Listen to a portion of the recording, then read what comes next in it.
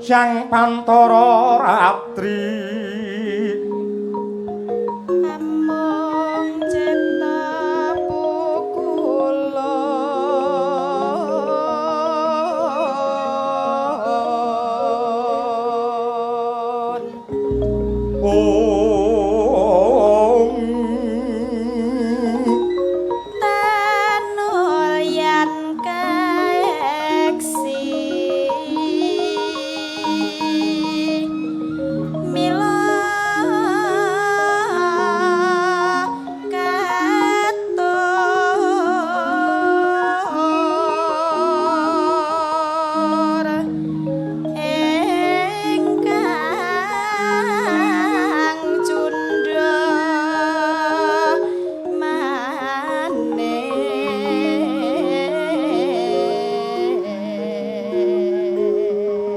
prasasat rageng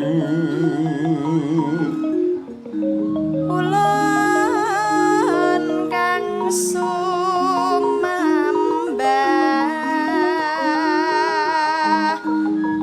mungging padanta Prabu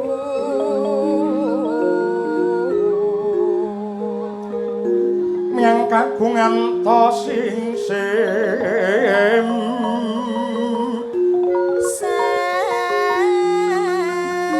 sasat sampun prapti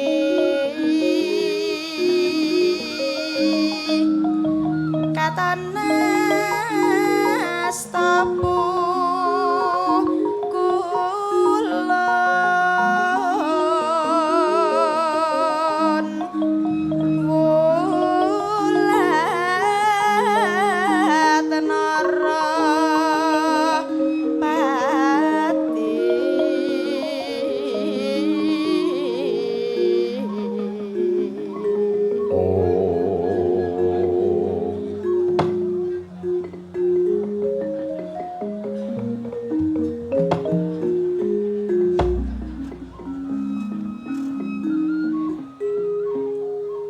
Rama dewaning sun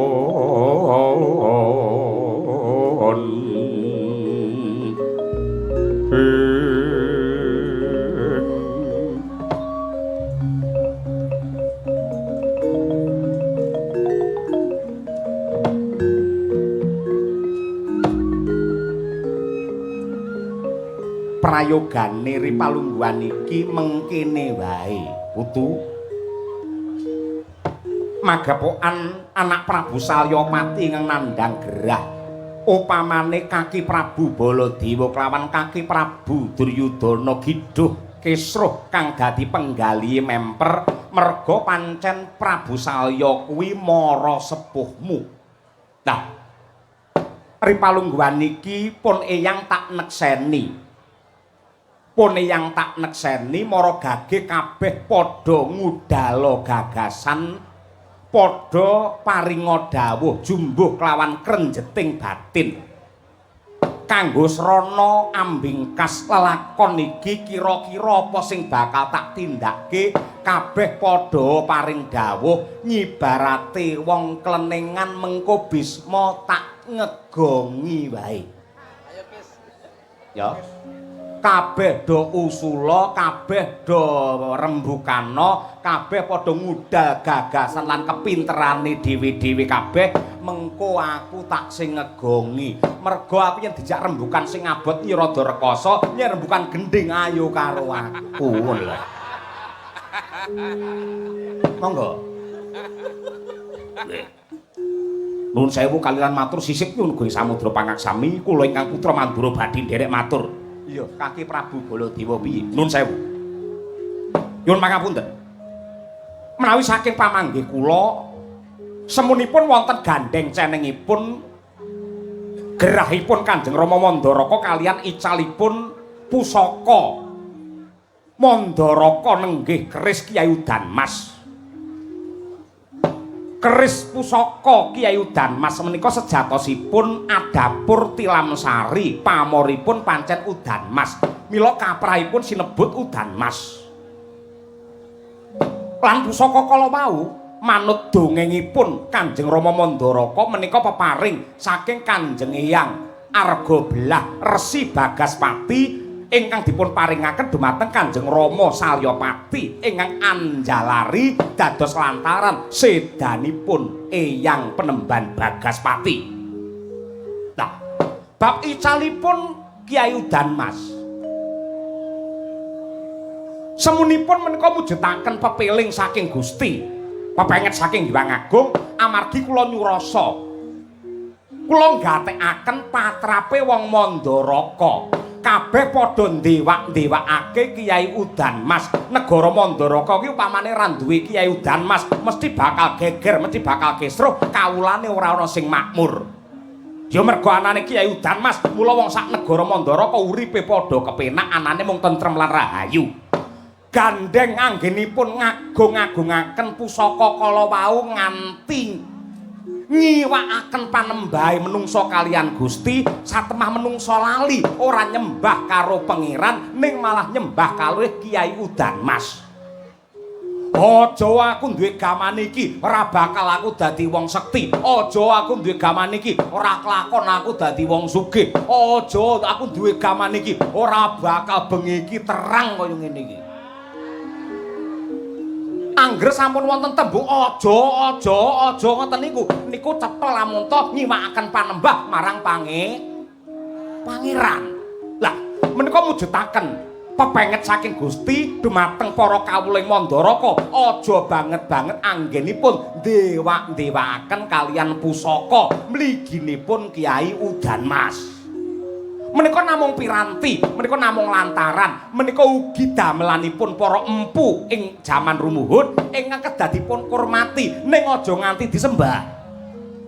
Mila saking menika menggaing petang kula Rama Prabu Mandaraka badhe waluya jati temah mulya lan ugi Kyai Udanmas badhe wangsul menawi para kawula Mandaraka menika saged weruh dumateng kiblat panembah sing bener nyembah karo Gusti ingkang Maha Nasa tartamtu ing mangke dadi sarana sumilak pepeteng yang nglimputi wonten ing bumi Mandaraka menika pamanggih kula.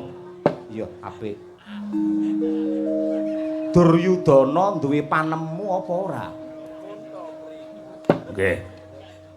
Kawula nuwun sewu. Pertama-tama Ratu kok binetara kaya pertama-tama ngono kuwi lho. Angger nek Jamil kok mesti ngono kuwi ora. Mun aku ora. Pun pangapunten. Kalilan kula matur. Kula condong lan rumaja kalih pamanggihipun Koko Prabu Mandura. Magepokan kalian icalipun Kyai Udanmas ning menawi pamanggih kula radi benten. Gandeng keris Kyai Udanmas menika pusaka ingkang ampuh, pusaka ingkang digdaya.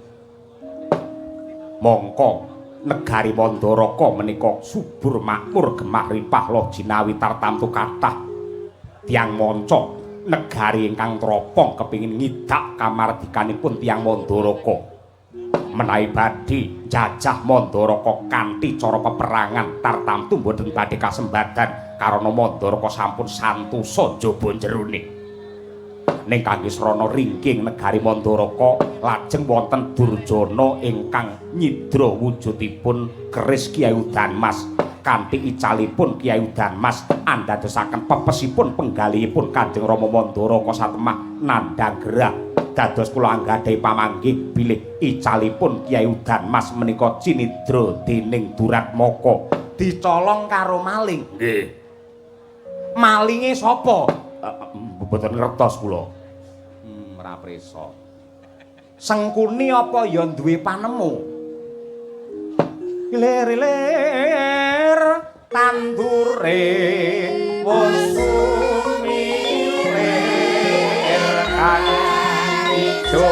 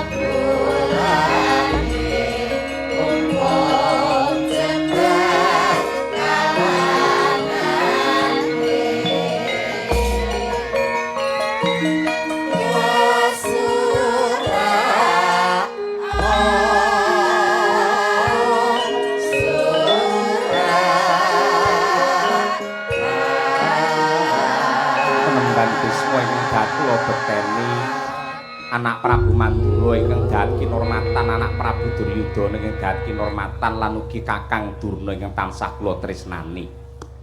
Kaliran kula matur nuwun sewu. Mboten kok kula menika mancasi dumateng dawuhipun Anggir Duryudana menika mboten, nanging kula badhe ngaturaken jumbuh kalian krenjeting manah kula menawi calipun Kyai Udanmas dipun cidra dening Duratmaka, dipun colong kalian maling menggaing sengkuni kok kirang pas mboten tinemu ing nalar.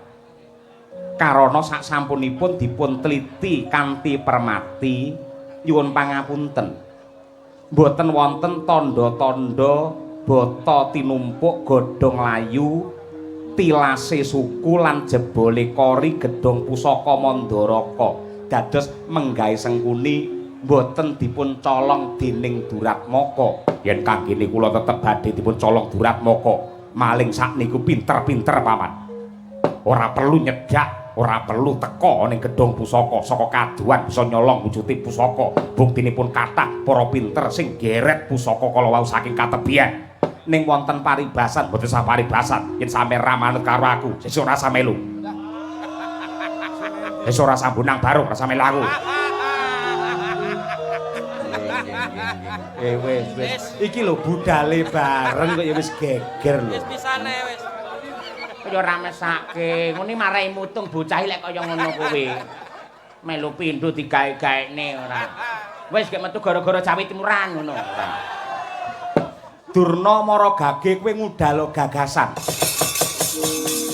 Lenglenging driya mangu mangun kong kanduan rimang lirlena tanpa kanin yen tantulusa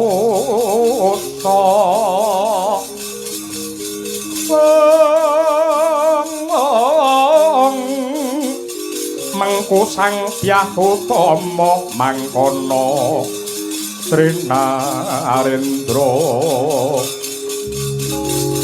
Trinarendra Muda Wusnya lan Anggrarapa.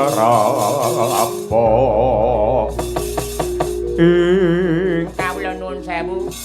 Nyuwun pangapunten ingkang agung sejatosipun kula nampi badhe kendelan kewalane gandeng nampi dawuh saking Sang Maharsi Bisma supados matur pramila klungsu kula badhe nderek kudu nadyan ta paribasan kucem-kucem dipun raupi. Kula cocok kalian pangandikanipun Anggir anak Prabu Duryudana bilih calipun Kyai Udanmas menika cinidra dening Duratmaka dicolong kalian maling. Lah menika pitakenipun sapa ta malinge lah ngaten to. Lan nuwun sewu kula saged anggreba menika ugi mawi nalar mawi pamitung ingkang jlimet. Ingkang nyidra wujudipun keris Kyai Udanmas menika yektosipun dede tiyang sanes ning keluarga Mandaraka piyambak. Nuwun sewu. Kula saged nropong wonten keluarga Mandaraka ingkang semunipun dipun kiwakaken, dipun sisihaken satemah mapan wonten njabaning garis keluarga Mandaraka. Sang Prabu Salyapati menika kagungan rayi mijil pamestri nenggih Sang Dewi Madrim Swargi garwanipun Prabu Pandu Swargi.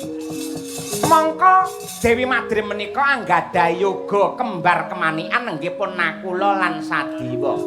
Nakula lan Sadiwa niku bingung rasane, sapa ta menungsa sing pengin duwe kelungguhan, sapa ta menungsa sing ra pengin duwe derajat pangkat. Waton rasilak saka batine menungsa mendhi pengin mulya, pengin kinurmat, pengin sugih niku saestu. Ewadene si kembar Nakula Sedewa pengen dadi ratu ana Ngamarta ora bakal. Sing enek Puntadewa, upamane Puntadewa lengser sing enek Werkudara, Werkudara ora gelem sing enek Janaka. Abot yen pengen dadi ratu wonten negari Ngamarta. Yen pengen dadi ratu wonten Mandara taksih wonten Anggir Burisrawa. Tartamtu menika mujudaken pepalang. Lah, si kembar kemanikan kala wau tembunge mentereng nyidadalan. Ngerti dheweke keringkiane wong Mandaraka kuwi wujude keris Kyai Udanmas. Waton keris Kyai Udanmas dipun colong.